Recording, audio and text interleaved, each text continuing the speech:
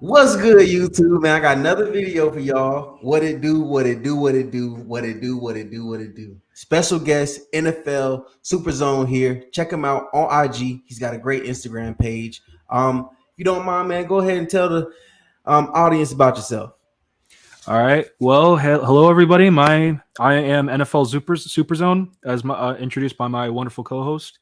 I have been a big NFL fan for pretty much my entire life. I'm a Seahawks fan, and I've been, right now it's not been the best off season for us, but we're trying. Free agency is where it's at, so I'm really excited. I'm just excited to be here. That's all. That's all I really have to say. Check me out on at NFL Superzone on Instagram. And yeah, let's get the show on the road. All right, thank you, man. Thank you for going ahead and giving us that great introduction of yourself. So, you seen the title of the video, everybody. This is going to be about NFL free agency. We're going to start off just going team by team, reacting to the signings that they've had so far. It is day 3 of free agency. There's a lot to go. And with the Deshaun Watson decision still having to be made, a lot of players and teams haven't decided on who they actually want versus who they're actually going to keep on their roster. So without further ado, let's go ahead and get into the first team here. Buffalo Bills, AFC West. So far, they've signed Jake. You got that last name? Jake Kumaro. Kumaro, all right. Isaiah McKenzie, speedy guy out of Georgia. OJ Howard, all around player out of Alabama. Used to be with the Bucks. He signed a 1-year deal. I think it was less than $5 million he got from them.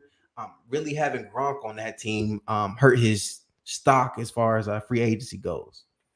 They also brought back Roger Saffold. They brought back their center, Mitch Morse. They got Daquan Jones coming, Tim Settle coming. And then here's the big signing here that the Buffalo Bills just accomplished here today. We're getting 2-time Super Bowl winning champion Von Miller. Von Miller, he had 2 sacks in the Super Bowl. With this deal, it's pretty huge. 6 years, $120 million, $51 million guaranteed, and he averages about 17 and a half a year. With this deal, Von Miller is 32 years old currently. So by the time this deal expires, he's going to be about 38. I don't know if he's going to play out that whole deal. What do you think? Um, yeah, this is a crazy deal. Like 6 years, and and his birthday's coming up soon. He's gonna be 33. So like about like 6 years, like almost 40. This is crazy, man. Like I wasn't expecting like if he was gonna go to a team, I would maybe the Bills probably would have been the best next step to like because at this point of his career, I think he's ring chasing. Mm-hmm. So like to him get this kind of contract is kind of wild. I would suggest like maybe like six. I think maybe 3-4 years would probably be like the max capacity for like to get out of the. I guess you would say he's still in his prime because he's like he just won a Super Bowl. But yeah, man, like 6 years is a lot. I don't know if I would keep him, but I don't know. I think maybe it's a good. I think it's a good deal overall. Yeah, man. I think this is good. I think it's good. I'm not so sure about the longevity of that deal. Yeah, by year 4 and year 5, they may be wishing that they didn't sign that deal with Von Miller, or they may even reschedule or restructure it with Yeah, him. I don't think But this is final. yeah, I sure as hell hope not, because that's a lot of money to be given to one player for that amount of time with a player who's out of his prime. If you ask me, he's not the Von Miller of old, but with that being said, he's still a top 50 player in the league, even after the injuries. Oh, Now, and for sure he's a Hall of Famer as well. definitely first ballot. One other thing I do want to point out with the Bills, you could definitely see where they're going with their signings. They're trying to shore up that defensive line. They really had some troubles with getting some pressure in the playoffs. Pat Mahomes lit them up in a game that they were supposed to win. In my opinion, they should have went to the Super Bowl. Pat Mahomes did what he had to do, and he didn't get pressured while he had to do it. So it looks like they're trying to go ahead and fix that problem. Oh, for sure. Yeah, that was the biggest need. I think. in the draft upcoming, they're going to prioritize also the defense as well. So yeah, definitely look out for the Bills on the defensive side. Mhm.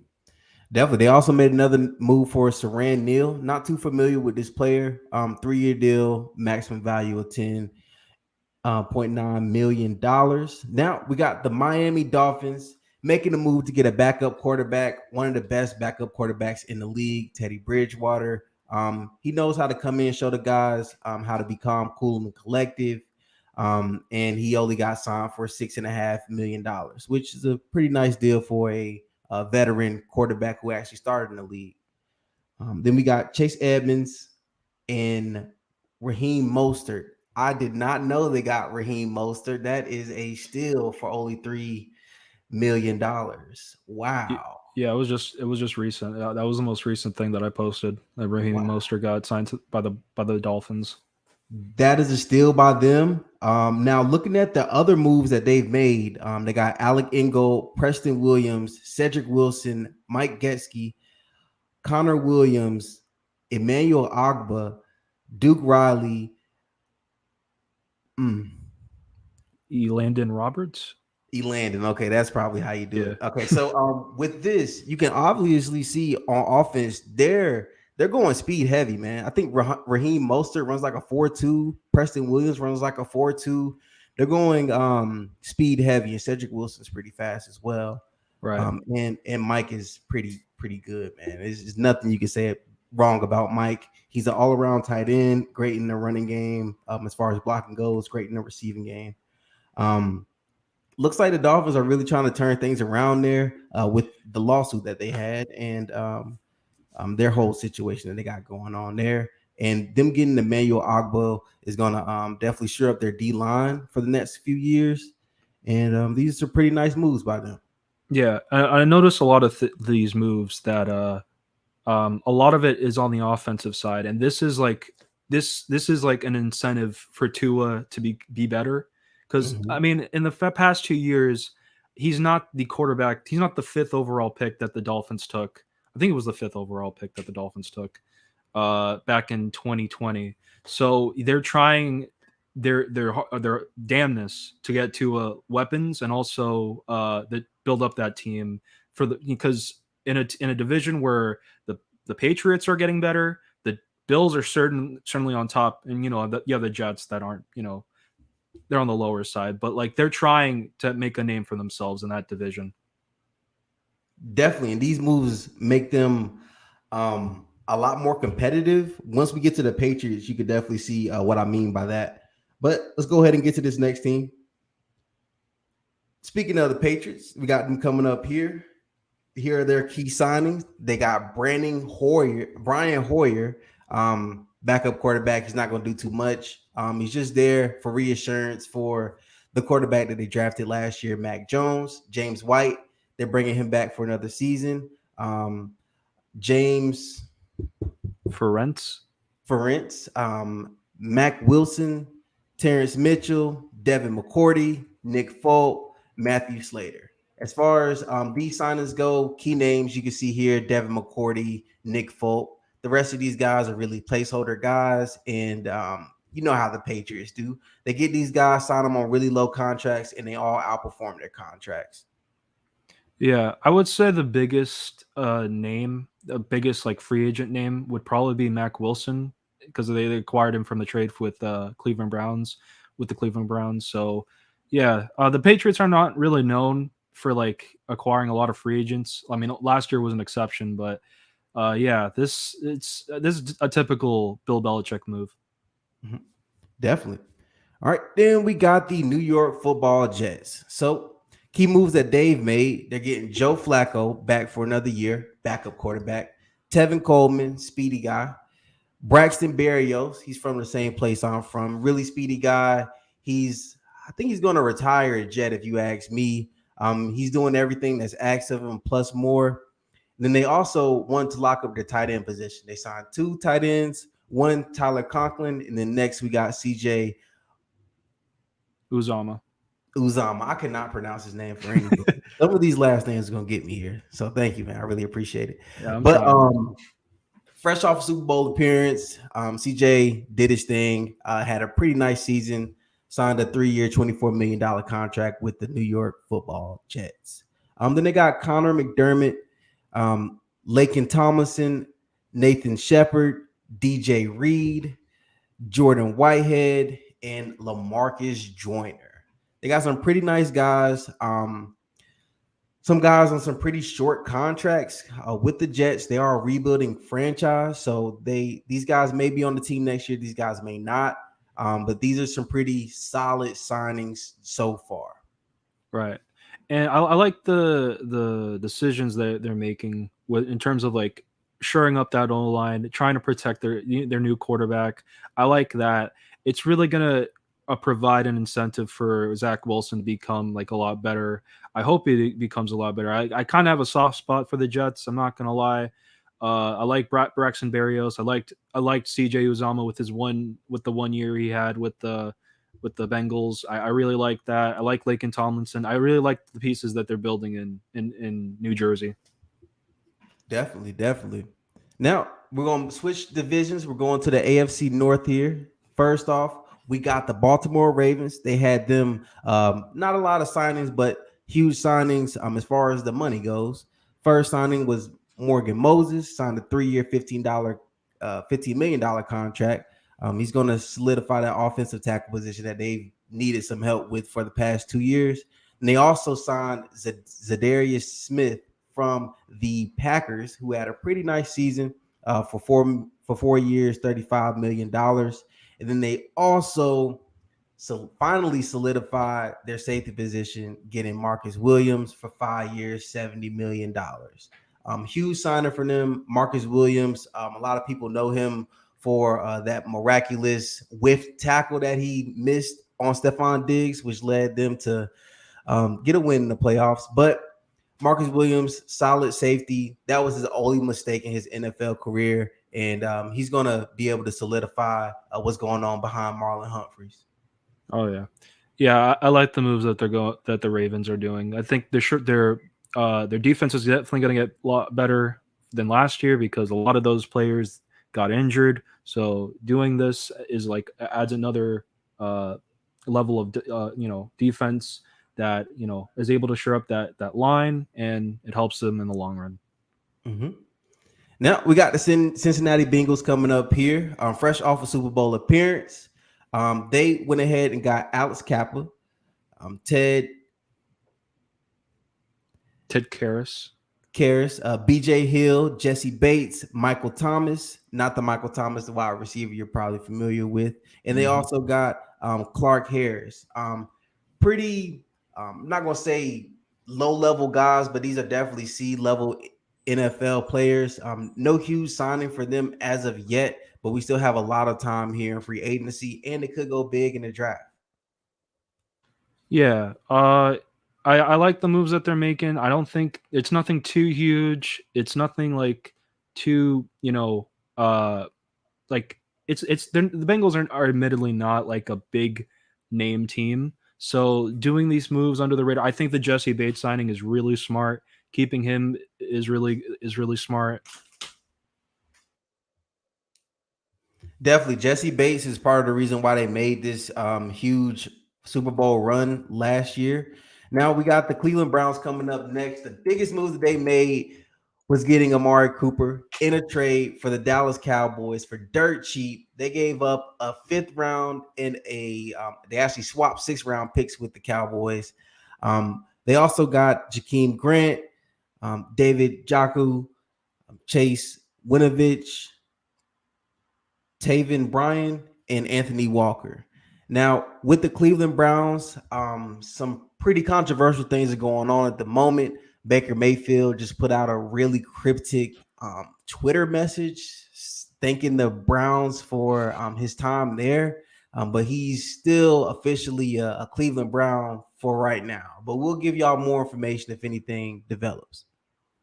Yeah, it's a little up in the air what they're doing with Baker Mayfield. I know they have something going on with Deshaun Watson. Like they met him privately, but who knows? What I heard recently is that the Baker Mayfield's preferred destination if he were to get traded would be Indianapolis.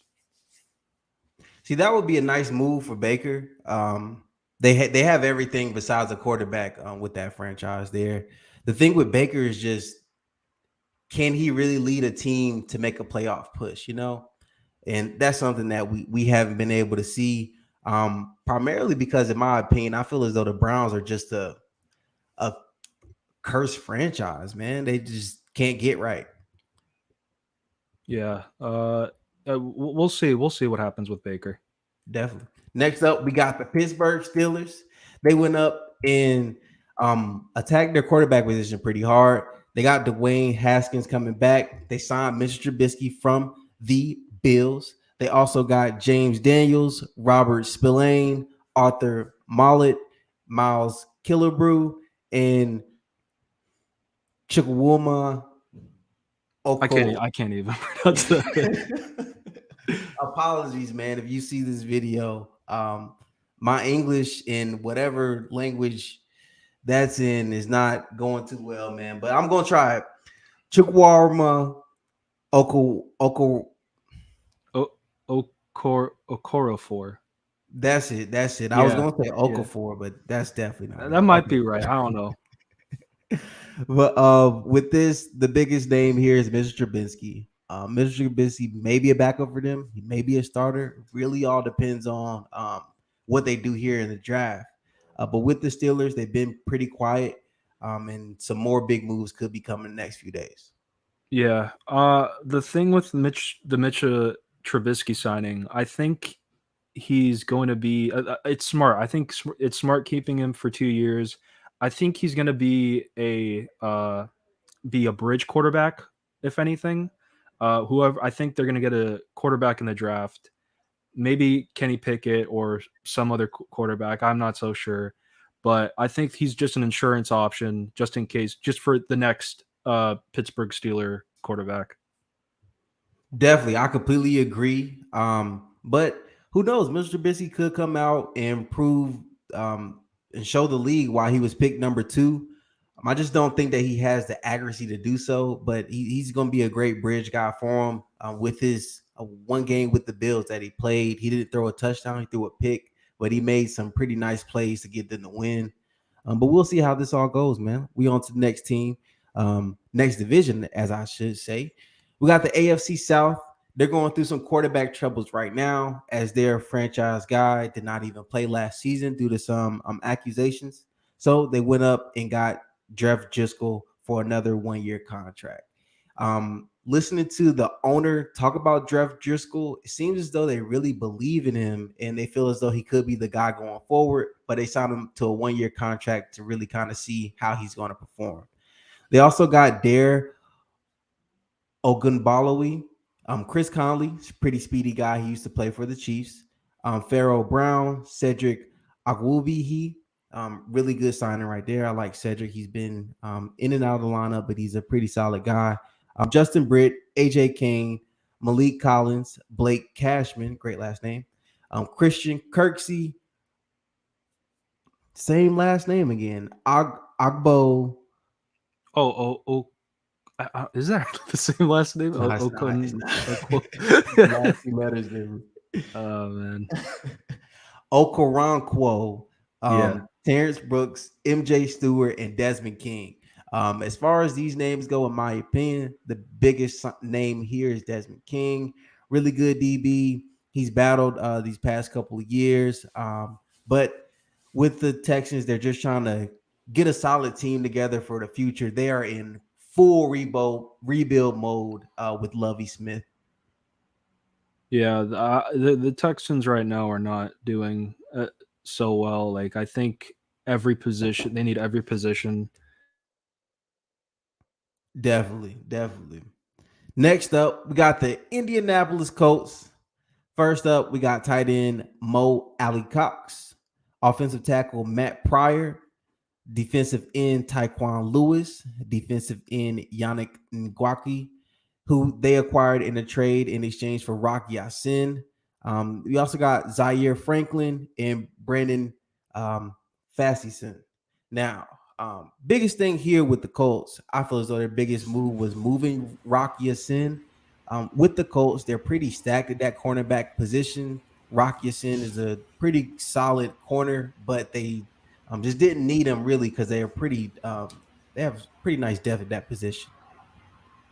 Yeah, I mean, I like the moves. Sorry about that. I had connection issues. You good? But uh, I like a lot of the Yannick Ngakwe signing. I think was really good for the Colts. I like the year he had with the Raiders. I think it was really good. Really, the position of need at the moment is just quarterback, and we'll see maybe in a few days or maybe tomorrow, as soon as tomorrow, what they're how they're going to address that need. Definitely. Next team up, Jacksonville Jaguars. Now, before I get into them, I would just first like to say I feel as though the Jaguars are doing the best job in free agency. I feel as though they're attacking every need they need to. They're protecting their franchise guy. But let's go ahead and get into it, man. Number one, we got Zay Jones. I'm a speedy guy. We got Christian Kirk, speedy all around route runner. We got Evan Graham, speedy tight end, handsy guy. He's not much of a blocker, but he's a handsy guy. He can get the job done on the receiving end. They franchise tag Ken Robinson, lock him into a contract where he can't go anywhere. So they solidified that left tackle. They also got Brendan Schrift coming in, Tyler Shatley coming in, Foley Fatukazi, Foy Alukan, Darius Williams as well. Now, the reason why I say they won the draft is because they just last year got the number one pick, which was Trevor Lawrence. Trevor Lawrence was getting bruised and battered every single game this season because his O-line was absolutely terrible. The best thing on his O-line was Cam Robinson, and they went ahead and franchise tagged him so he couldn't go anywhere. The other two signings they made are pretty nice offensive linemen who will be able to help Trevor Lawrence. And in the draft, they have a number of first round picks. You may see them go out and get another offensive lineman as well to go ahead and solidify their franchise quarterback. Yeah, I don't. It's a little bit questionable for me because they signed Christian Kirk. Admittedly, I don't believe he's that. Not to say he's a bad receiver, but he's more of a number two guy in my opinion. Same goes with Zay Jones. They've shined in their roles as a number two. It's just a question whether or not it's like, are they number one? Are they able to be that number one in Jacksonville? And even Evan Ingram, he hasn't performed the best in New York, so as a Giant. So I don't know if it's like that it's the best decision, but they are making attempts to protect Trevor Lawrence with the Brandon Scherf signing. I think that's the best move that they've made. I think it's the smartest move, and I think it helping solidify that O line is the number one priority going forward for the Jaguars. Definitely, definitely. Now, next up, we got the Tennessee Titans. They didn't make too many moves. They got Ben Jones, 2-year contract, $14 million, Harold Landry, and they also got Geoff Swain and Morgan Cox. Yeah, I think the best move is re-signing Harold Landry. I think he had a really great year last year. Really smart, keeping it 5 years, 87.5 million. Wow. Uh, the biggest news though, I think, is releasing Julio Jones, Mm-hmm. which isn't stated here, but it's. I'm curious to see what Julio does now that he's not a tight end anymore. Is any team willing to sign him? Because he's not the best. He's not as the same Julio as he was on the Falcons. So we'll see what happens with him. Yeah, with Julio, he's not mentioned here. In my opinion, I think he should just go ahead and go to the Patriots.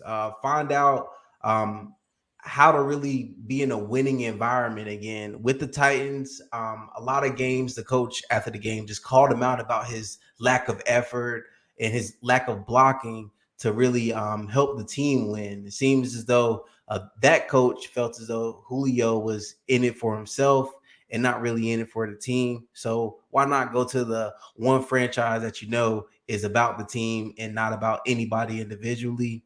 But Julio's stock is kind of kind of in the mud right now. I mean, with the coach last year just downing him like that, I really think it made him a cheap player. Really, him, Jarvis Landry as well. I have no idea where those guys are going to end up, but wherever they go, I hope they get some targets. Yeah, man. I mean, I think there is a market for Julio Jones and Jarvis Landry. I think some team will be able to sign them. Uh, I don't know what team that is, but I think there will be a market for them. Maybe not as much as it was before, but definitely there will be a market for them. Definitely, definitely. And then next up, best division in football, man. Oh wow, yeah. AFC West. We got my Denver Broncos coming up here first. I'm going to start from the bottom up. We didn't really make too many signings. We got Josie Jewell coming back for another season with us. Josie Jewell did not play last year due to a pectoral strain. Him and two of our other linebackers had the exact same injury. And we signed him. He's coming back. He's not the fastest linebacker, but I think he'll be a pretty nice placeholder.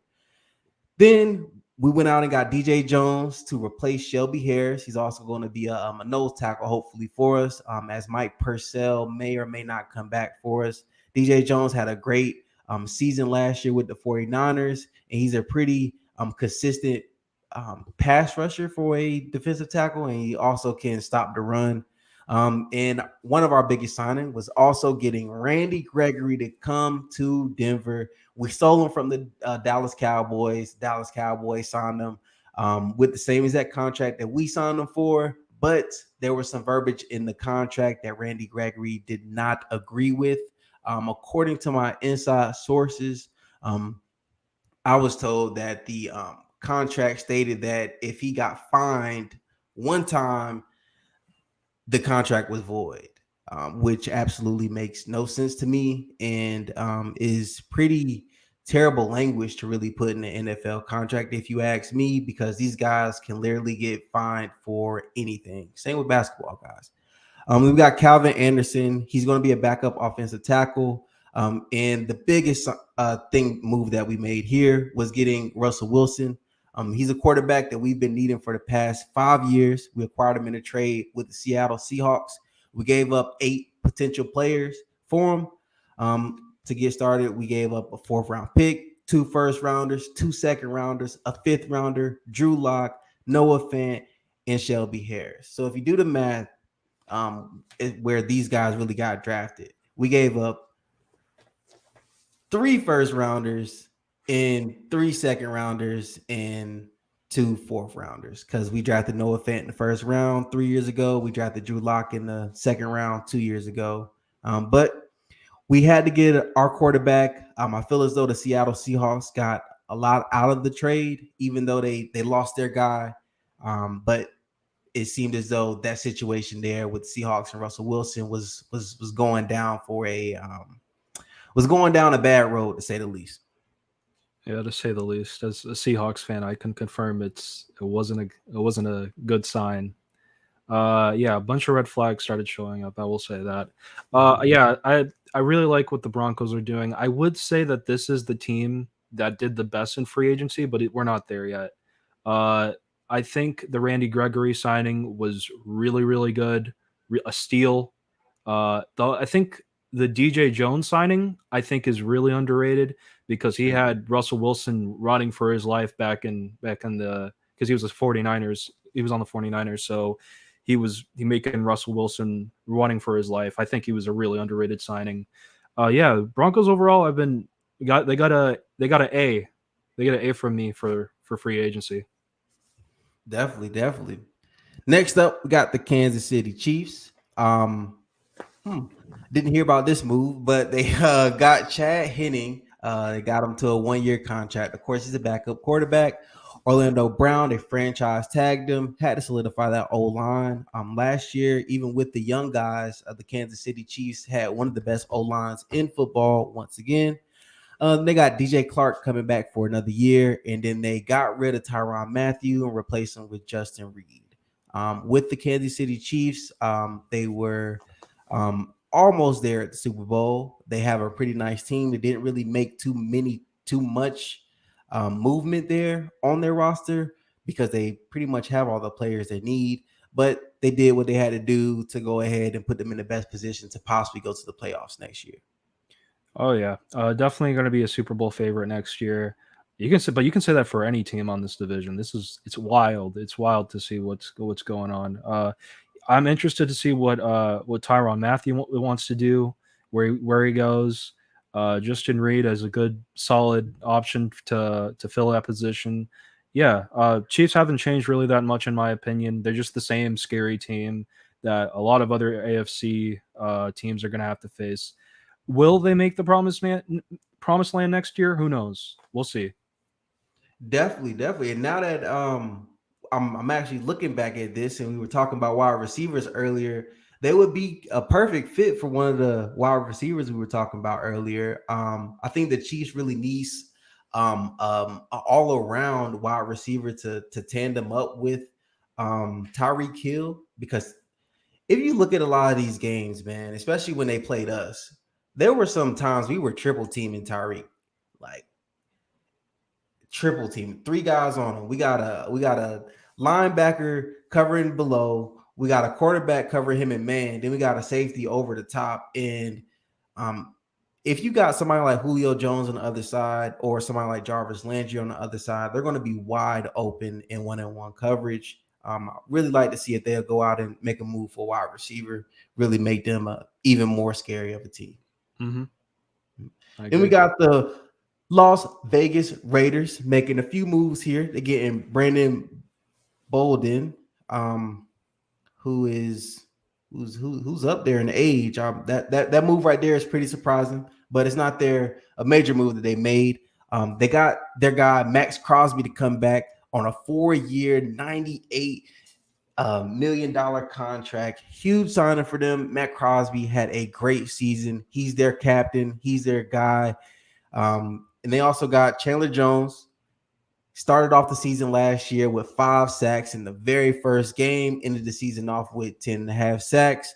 But he's going to be pretty scary to go against here in the AFC West. They also got Bilal Nichols, and they also got Rock Ya-Sin, who we already discussed a little bit earlier in the broadcast. And with the Raiders overall, they still have a little bit of work to do, but these are some pretty solid moves so far. Yeah. So yeah, the Raiders, I think so far they've done a good job in free agency. I think signing Chandler Jones, Max Crosby, shoring up that defense, strengthening that up. That's good. I'm interested to see what they do in offense because they lost Henry Ruggs infamously. Uh, they lost Damon Arnett. Both of their first round picks from 2020 they lost. They don't have anymore. I think Damon Arnett's on the Chiefs now. I'm not so sure. But yeah, they traded away Unique Ngakoue to the Colts in exchange for Rock Ya-Sin. I haven't heard a lot about him. I think he was good. I'm not so sure. But yeah, hopefully, the Raiders. I think the Raiders know what they're doing, though. Definitely. And now they got Josh McDaniels. We'll see how that offense is going to be this year. Right. Now we got the final team in the AFC West, the Los Angeles Chargers. They went ahead and got their star wide receiver to come back for another 3 seasons. Mike Williams, he signed a 3-year, $60 million contract. They also got Austin Johnson, Sebastian Joseph Day, huge signing Khalil Mack, J.C. Jackson, and Josh Harris. Now, huge signings that they had were both Khalil Mack and J.C. Jackson. J.C. Jackson has been locking up wide receivers for the past 3 years with the Patriots. And Khalil Mack is a terror for the league, defensive player of the year. And he's just a hell of a football player, if you ask me. I've seen him legit change games by himself with nobody helping him. But that was when he was playing for the other team in the AFC West. Yeah. So I said earlier that if the Broncos would have been my number one had the Chargers not acquired Khalil Mack, J.C. Jackson. re-sign Mike Williams. They've got Sebastian Joseph Day. Though this is the team I think did the best in free agency. They've got talent on both sides of the ball, and they should be a really scary team. This is probably the team that will match up with the Chiefs for the division, and I think overall they're just solid all across in both sides of the ball. Definitely, it's going to be extremely competitive. Next up, we got the NFL East, one of the most storied divisions in football. They it's not showed here, but they gave away Amari Cooper, as we stated earlier, and they went ahead and re-signed Michael Gallup to a 5-year, $57 million contract. Michael Gallup, if you ask me, still has some work to really still have some way to improve in the league. And he has, I'm just going to say it. Michael Gallup is not worth this amount of money right here. He's not proven in the NFL. I don't think he's better than Amari Cooper. If I had to choose him or Amari Cooper, I'm choosing Amari Cooper every day backwards. I'd rather have Amari Cooper running around the field with a blindfold over his eyes than to have Michael Gallup there. But that's just my opinion. They also got Dalton Schultz. They got DeMarcus Lawrence to come back. Malik Hooker, great signing for them. And Jake McQuaid, one of those. But Malik Hooker, I think, is a good signing for them. 2-year deal, $4 million, really cheap move for them. Their secondary was pretty questionable last year, mainly because they had one of the top leading interception guys in the NFL. Be the same guy who gave up the most penalty yards in the NFL last year. And he really didn't have anyone behind him to give him some security. So he was out there gambling on almost every play. And that's why he led the league in interceptions. Yeah. I'm interested to see what the Cowboys do. I don't think they did a whole lot. I think I would agree with you. I think not re-signing Cooper wasn't the best move. I think it definitely benefits the Browns more than it does the Cowboys. I think with re-signing Michael Gallup, I think they're trying to make CeeDee Lamb the new number one, because what we've seen, he's been doing really good, and I think he'll be like a threat in that division for years to come. Other than that, I'm not really too ecstatic. I'm not too not to say that they did anything bad, but I don't know. I don't know what to expect from the Cowboys. I think they're just the same old. Definitely, I completely agree. If you ask me, they're in one of the least talented divisions in football right now. And even though they didn't make too many changes or improve that much, they may still win their division. But what does that mean when you get to the playoffs and lose the first game? Right. Next up, we got the New York Giants signing Tyrod Taylor as their backup quarterback. Also bringing in Ricky Seals-Jones, John Feliciano, yeah, and Mark Glowinski. With all these moves they made, nothing's huge, and everything for the Giants, to me, looks like they're getting prepared for the draft. Yeah, no, the Giants are definitely in rebuilding mode. I don't really expect a whole lot from them.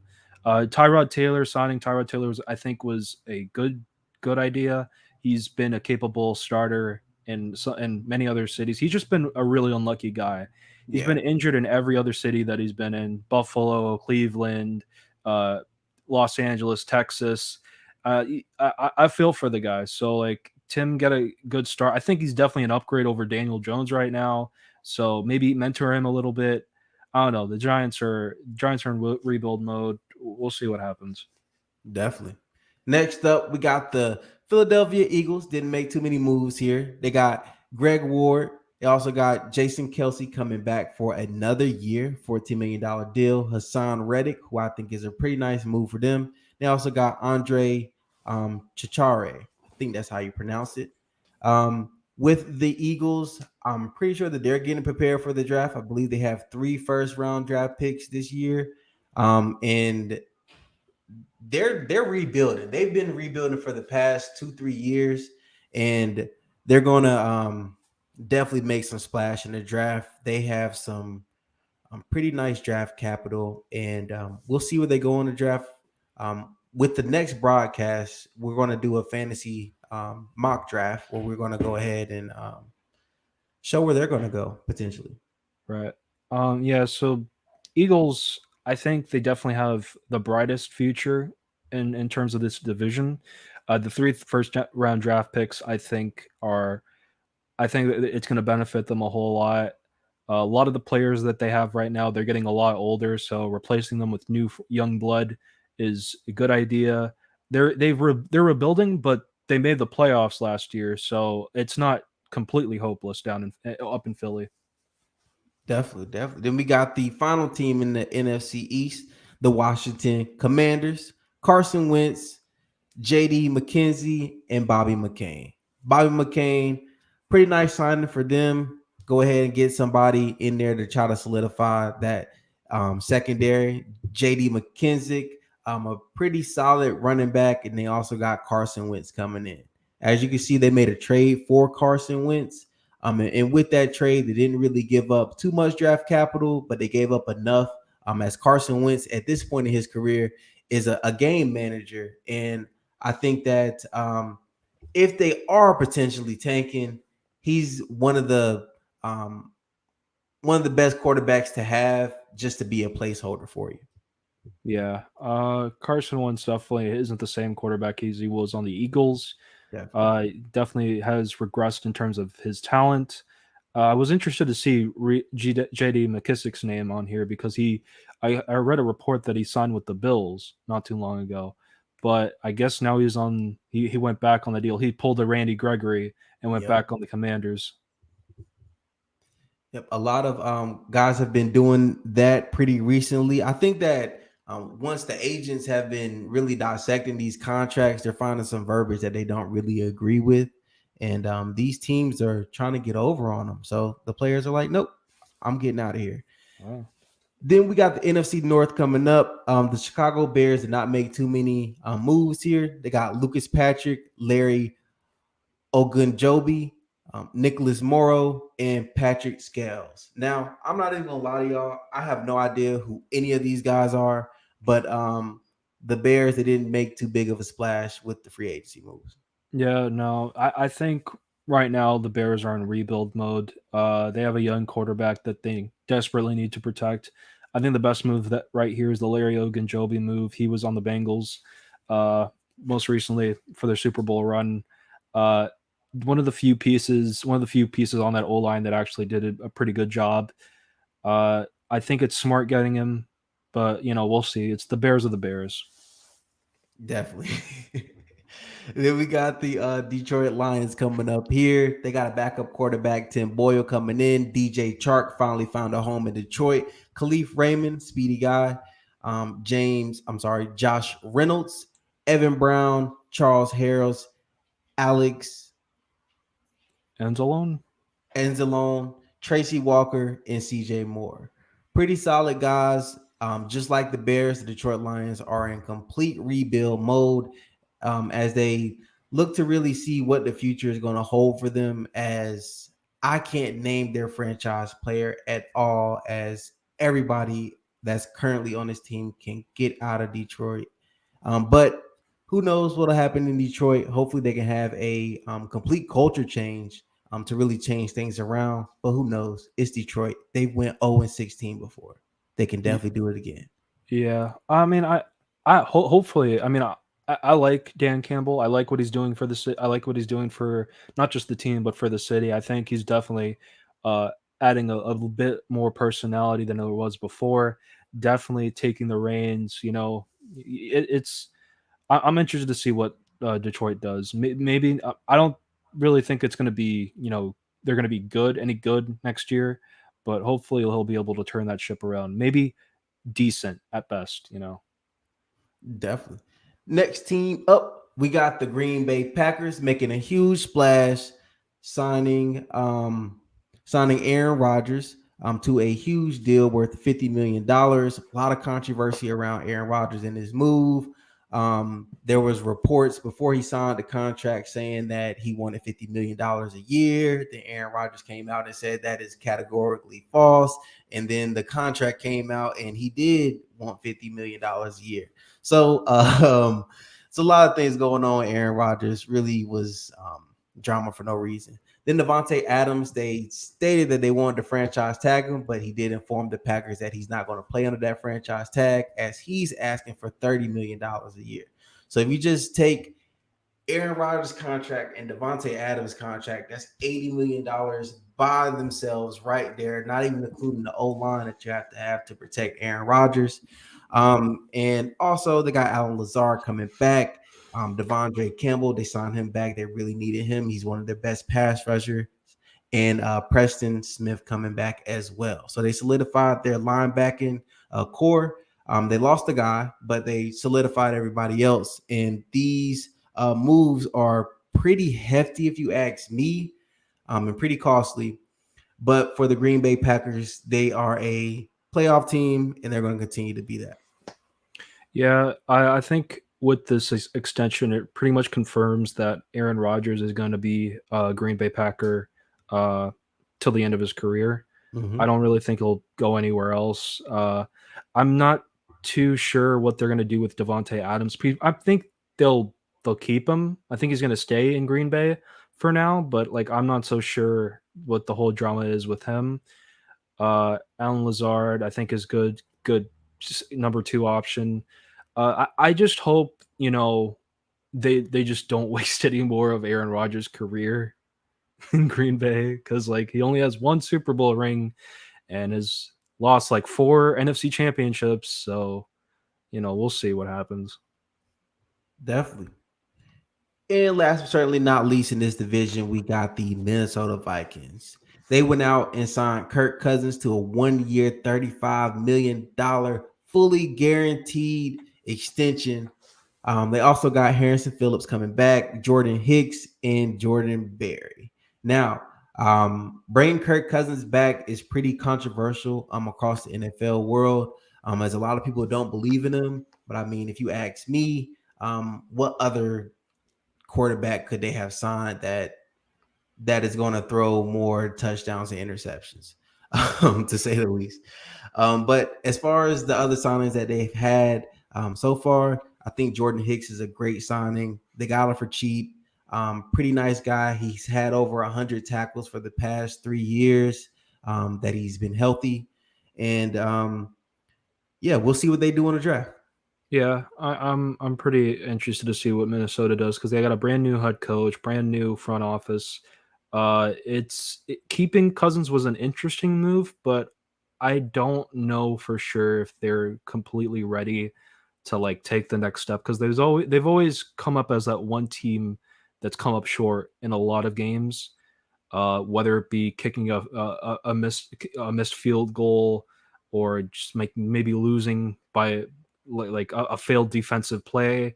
The Vikings they're not completely bad, but I wouldn't call them a Super Bowl contender by any stretch of the imagination. Definitely. I think they're a middle of the road team. And their peak is a wild card appearance. Yeah, I agree. Next up, we got the NFC South. I believe this is the last division here.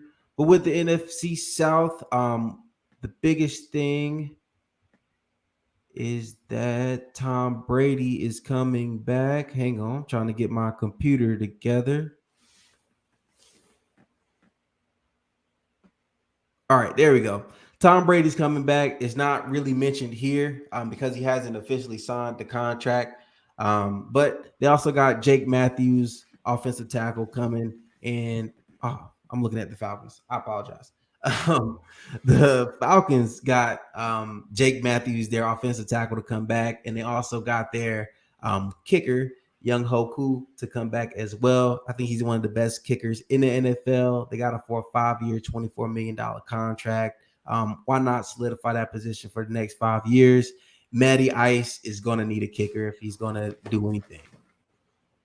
Yeah, there's not a whole lot to say about the Falcons. I think they're definitely in a somewhat rebuild mode. I don't know for sure what they're doing because they are in the mix to get Deshaun Watson, which I think we'll get to sooner or later because this is the division that has been desperately trying to get Deshaun Watson. Hmm. With the Falcons, Panthers, Saints. It's just interesting to see. They may be the team that ends up getting him. I'm not so sure. So we'll see what happens. Definitely. As you said, not all, but majority of these teams in this division are in the Deshaun Watson sweepstakes. So the moves that they're making aren't too huge. They're just trying to make sure they have enough cap room to even put Deshaun Watson on the team. Next up, we got the Carolina Panthers. They got Deontay Foreman. What can I say about the guy? He's an okay running back, and I think that he's going to be basically a placeholder just in case Christian McCaffrey gets injured, which can pretty much happen. They got Brandon Z. Brandon Z. Yeah. And then they also wanted to go ahead and try to protect Sam Darnold or whoever their quarterback is going to be. And they signed Austin Corbett. They also got Marcus Hayes, Sean Chandler, Xavier Woods, and Zane Gonzalez. With all these moves that they have made, as you can see, nothing is pretty hefty on their cap space. They're just trying to make sure they have enough room to possibly sign Deshaun Watson. Oh yeah, I didn't even know that they signed Xavier Woods. That's news to me. So yeah, Xavier Woods is a good player. Definitely really good safety. I think the best thing about the Panthers is their defense. I think they need to clean up a little bit on their own line, definitely on their offense. I don't think Sam Darnold's the guy. I think you definitely need a somewhat of a replacement for him. Who knows if that's Deshaun Watson? Who knows if it's in the draft? Panthers are a bit of a wild card team for me. Definitely. I completely agree. Next up, we got the New Orleans Saints. The only move that they've made so far is getting Marcus May to come back. Um, They're signing Marcus May. They got him from the Jets. They got him for a 3-year, $28.5 million contract with $15 million guaranteed.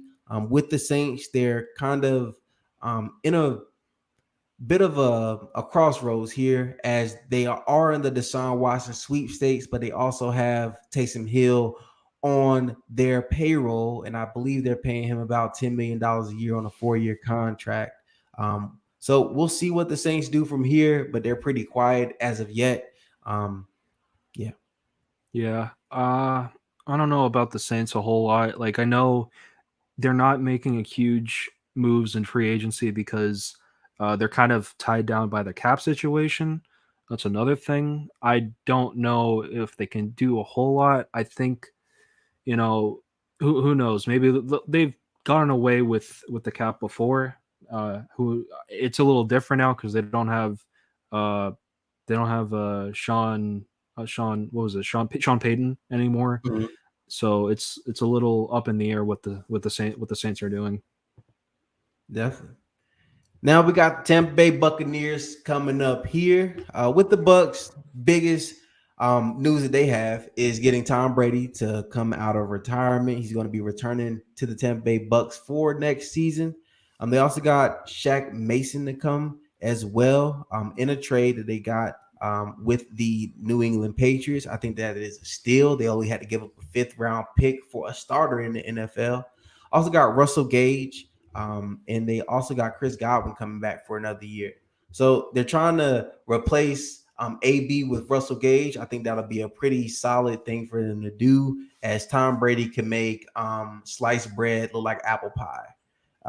Rashard Perryham as well, Aaron Stinney, Ryan Jensen, great pickup, and Carlton Davis as well.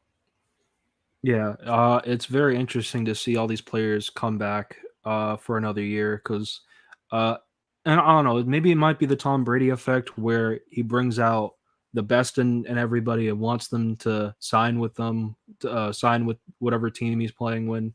It's just I don't know. It's interesting to see all these players come back for another year. Definitely going to be competitive. Definitely going to be. They're not. Oh, it's not done. It's like the Buccaneers are still going to be a legitimate threat in that entire conference. Mm-hmm. Can't count Tom Brady out. And even if you ask me, without Tom Brady, as of right now, well, if they didn't have Tom Brady, they would still be at least top two in their division. I agree. NFC West coming up next. We got the Arizona Colts making a move to get Colt McCoy, backup quarterback, just in case Kyler Murray decides to throw another fit and delete all their stuff on Instagram and all that drama that happened. We covered it before. Then we got them also signing James Conner to a contract. I thought that he signed with another team, but that's besides the point. Zach Ertz, Max Williams, Michael Dobie, Dennis Gardeck, and Jeff Gladly. Not huge moves as of yet, but they went ahead and got Kyler Murray, a tight end to throw to for the next 3 years, and they're looking to make a push for the playoffs. Oh yeah, for sure. I'm just curious what happens with Kyler Murray at this point. I think he's a very talented quarterback. Can definitely turn that franchise around from what they used to be. Because like right now, I think this is their moment to take advantage of that in division. Russell Wilson's gone. Seahawks are not going to be that much of a threat. 49ers, they're starting with a brand new quarterback. And the Rams might be the biggest threat to that entire division, but who knows? The Arizona Cardinals, I think, are built for now. They're built for the future. It's just what do we do with Kyler Murray at this point? Are we going to resolve this drama? Exactly. And I think that for them, whatever they do in the draft, it has to somehow make Kyler Murray feel better. Whatever he wants, go ahead and give him it, and let bygones be bygones. Kyler Murray is a generational talent, if you ask me. And without Kyler Murray, the Arizona Cardinals are a terrible team, to say the least. Yeah. Now, Los Angeles Rams, they didn't make too many moves. Super Bowl champions. They had some guys retire. They had some guys leave and get paydays. But with the two moves that they did make, they re-signed an offensive tackle, Joe Noteboom, and they also got Brian Allen to re-sign as well. Yeah, I think they're, it doesn't say that his name right here, but Odell Beckham Jr. is not on here, and I don't think he's gonna go on any team. I think he's gonna stay with the Rams because he got injured in the Super Bowl.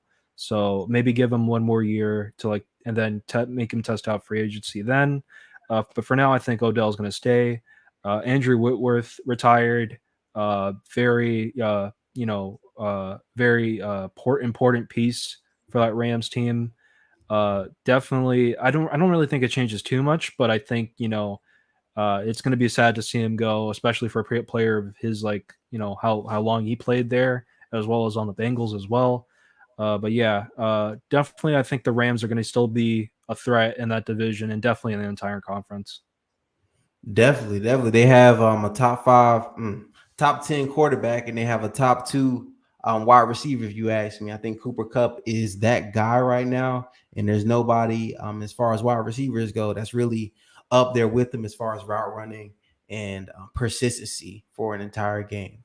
Right. Now don't count out that defense either.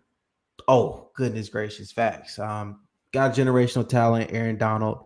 They lost a few pieces, but I mean, Super Bowl, you win it, that's bound to happen. Next up, we got the 49ers. Didn't really make too many moves. They did get one of the best cornerbacks in the league, which is Charvarius Ward, and they also got JaMycal Hasty as well. Earlier, you did hear me state that they lost one of their running backs to the Rams. So I'm sorry, to the Dolphins. So they went ahead and got JaMycal Hasty to come to the team. Yeah. Even then, I think the 49ers are a pretty solid team. They were able to make the NFC Championship with Jimmy G as their quarterback. So it's really, I think 49ers are really talented. I don't think I worry too much about the running back group. I think Elijah Mitchell is a really solid running back that they have. 49ers are going to be pretty good. Mm-hmm.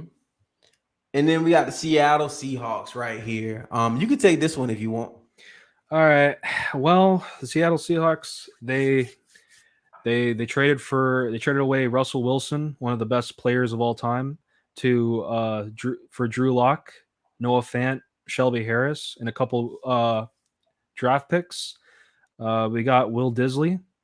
We got Austin Blythe, center. Austin Blythe. We got Al Woods, Uchenna Nwosu, Artie Burns, Sidney Jones, and we re-signed Quandre Diggs, which is the best thing I could say about this entire this entire group of people because Quandre Diggs has been one of the best safeties in in the entire league. Now, I'm not really entirely sure what to say about the Seahawks. Like, it's a very interesting time to be a Seahawks fan. Uh, we're starting the first year without Russell Wilson. Brand new team, brand new people coming in. I'm not so sure if we're going to be the same team. Probably not. Definitely gonna be an interesting time to be a Seahawks fan. That's all. That's all I'll say. Definitely, it's going to be very interesting. But one thing I can tell you, man, Drew Lock, he has everything. He just has to put it all together. Noah Fant, great guy. He runs a 4.4. He's a tight end. You can't really find that anywhere else in the league. And Shelby Harris, man, as a Denver Broncos fan for the past 4 years, I can name off 5 games off the top of my of my head that Shelby Harris has single-handedly won. If it wasn't a block punt or a block field goal, it was a interception in the end zone, a block pass. It was Shelby Harris, just a baller, man. He's gonna put his hand in the dirt and get the job done so the team can get that win. And he's not going to complain. He's not going to be a problem in the locker room. He's a great overall player to have on your team. The Seahawks, I think you got at least 2 good players for the foreseeable future. I agree. Mhm. I will mention beforehand that we did release Bobby Wagner, which pretty much confirms that the Legion of Bloom days are way past behind us. So yeah, just a little sad to see him go. Or, so yeah, hopefully he finds a new team. Definitely, definitely. We'll see where he goes. I just seen Russell Wilson tweet at him today, so we'll see what happens with that. But let's go ahead and get on to the next team. Oh, actually, that was it. That was it. That was That it. was We it. finished up with the Seattle Seahawks. So we gave out a little bit of our draft grades, but if you had to pick one team, who would you say won free agency so far? So far, I think you already know. My answer is going to be the Chargers. I think the Chargers have addressed both needs on both sides of the ball. Uh, Off offense, I think re-signing Mike Williams is the best move. I think he's one of the best underrated wide receivers in that entire division as well as the entire conference. Uh, Getting J.C. Jackson was like really good, and getting Khalil Mack is like getting is like what the Rams did when they got Von Miller, a seasoned vet that can it's definitely not out of his prime. Definitely, you can get some good stuff out of him. So yeah, the Chargers would be my answer. Definitely, definitely. And while we are right here, there was a comment that I missed because I was on the other screen here. We had a guy, Jameson, come into the chat and he said Saints and Commanders are in serious talks over a Michael Thomas trade. Washington believed to have offered their number 11 pick per Washington beat reporters. I think that would be a lot to give up, if you ask me. Michael Thomas, he didn't play last year because of a foot injury, if I remember correctly. So to give up that number 11 pick for a player who could potentially play, who could potentially not play, is a lot. But hey, he doesn't want to be with the Saints, I've heard. So if he gets dealt, he gets dealt. Yeah, I wouldn't be surprised if he gets still. I don't know if it's the Commanders though, because they still have to sort out a couple issues themselves. I think they have a good receiving core. Not Terry McLaurin, I think is Scary Terry. You know, he's Yeah, really good, solid receiver. Adding him and Michael Thomas though would be a really interesting duo. dangerous. Dangerous, yeah. Yeah, you're not double teaming any one of them, and they're just going to eat all day. That's going to be crazy. But he gave his opinion, his grade for the number 1 team. I think it's the Jacksonville Jaguars because of how bad they've been these past couple of decades. And I think this free agency really It's going to help them for the future. Maybe not next year, but 3 and 4 years from now, you're definitely going to see what this summer did for them as a team overall. But yeah, NFL Super Zone, check him out on Instagram. Great page, great guy, very insightful. He didn't stutter with his words like I did the whole show, man. Check him out. He was great. I'd love to have you back for a draft show, man. Check out my YouTube. I really do drafts, mock drafts live on the show, on air. Love to team up with you, get one going. It doesn't take too much to do. Yeah, man. I love to do this again. This is fun. Definitely. Well, thanks for checking out the channel, y'all. Check out the Instagram down below. Check out the Twitch down below again. I haven't been going live on Twitch lately because of Drew Lock. If y'all don't know, I play with Drew Lock. He's a 66 on Madden. And ever since the Russell Wilson trade, it feels as though his 66 is like a 56 now. I can't even throw a ball 5 yards down the field without someone tipping it up. I don't know what Madden's on, but it's extremely difficult. When Russell Wilson's my quarterback, y'all are going to see me in that top 100. Right now, I'm 123, but y'all see me go up there even more. But thanks for checking it out, man. Really appreciate y'all. We're out of here.